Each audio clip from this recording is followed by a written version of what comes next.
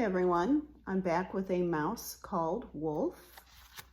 Today we'll be reading chapter 8. The title of it is A Groan.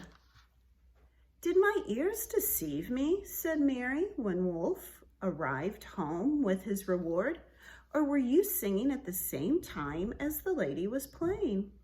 "Yes, I was, Mommy," said Wolf. "It was fantastic." "How close to her were you?" "Very close. I took this chocolate from her hand." "You did what?" cried Mary. "You must be crazy." "Look, Mommy," said Wolf. "Tomorrow, when she comes to play, and I go up on the piano to sing, which I certainly intend to do, why don't you come with me?" "I don't think so," said Mary. "What do you mean, I don't think so?" said Wolf. "It seems to me that my mother is too scared. I'm not afraid, but you are." Mary's eyes flashed. "Wolfgang Amadeus," she said. "Are you calling me a coward?" "That remains to be seen," replied Wolf. And seen it was. The following morning, to Mrs. Honeybee's surprise, not one but two mice appeared on the piano top. To be sure, the larger one seemed very wary, jumping nervously when the pianist raised her hands to play. But once the first bars of "Come on, everyone" had rung out, and the little mouse, could Mrs. Honeybee but have known it, was cheerfully singing, "Merry mice are we, Mommy Mouse and me." The other one, the mother, Mrs. Honeybee, felt quite sure now, calmed down and sat listening proudly to her son. Next, the pianist played "Three Blind Mice," and the singer sang, "Sing Song Mouse." Mrs. Honeybee paused for Wolf to catch his breath. The day's first chocolate, Wolf noted, was waiting there on the piano top, but he did not take it. Not only did he want to sing some more, but he also wanted to learn a new song to impress his mother. And he stared beadily at Mrs. Honeybee with his eyes fixed on her, willing her to do what he wanted. "Teach me a new song," he thought. "Teach me, teach me, teach me, like a good woman." Suddenly, something clicked in Mrs. Honeybee's large brain. "He wants to learn a new song," she thought, "to impress his mother. I dare say. Perhaps his mother could learn it too, now that she's here. What a good idea," she decided. "They can sing duets in close harmony. I'll try a cradle song, and then they'll be able to lull each other to sleep." She began to play very quietly, the six in a measure rhythm of a Burlesque by Chopin.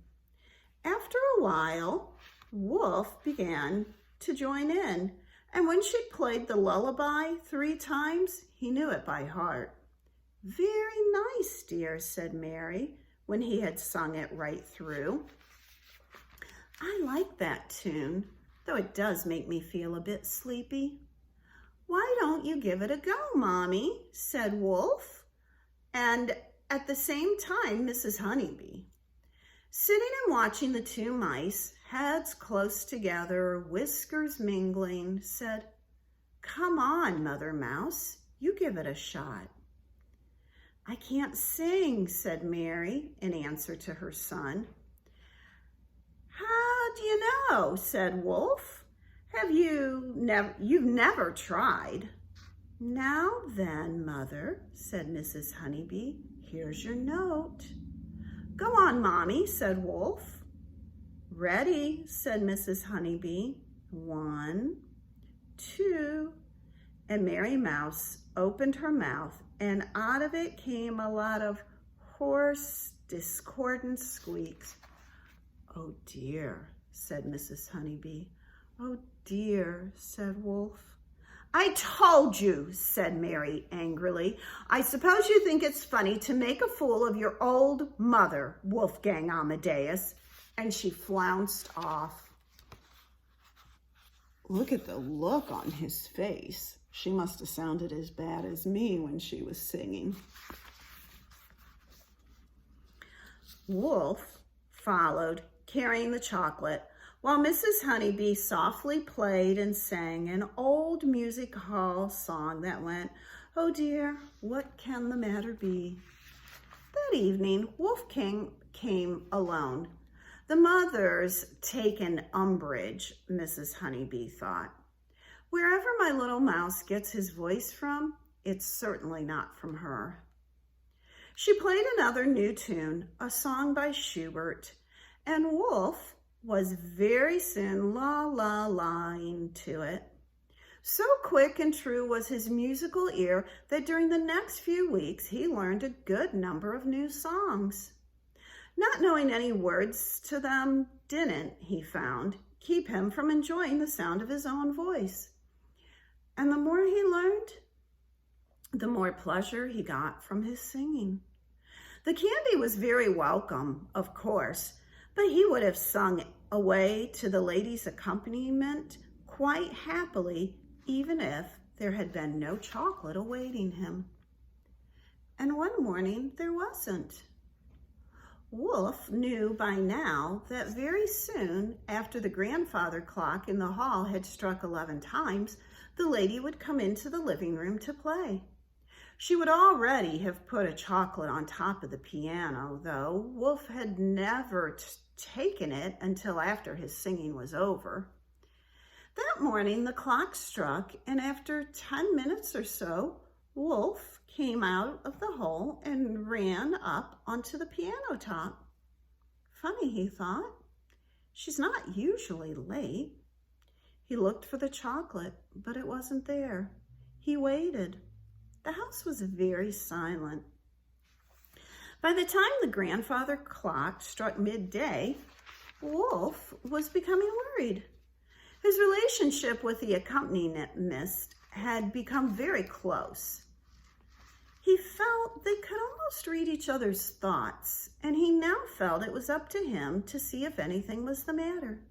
"I won't tell Mommy," he said to himself. "She'll only forbid me to go."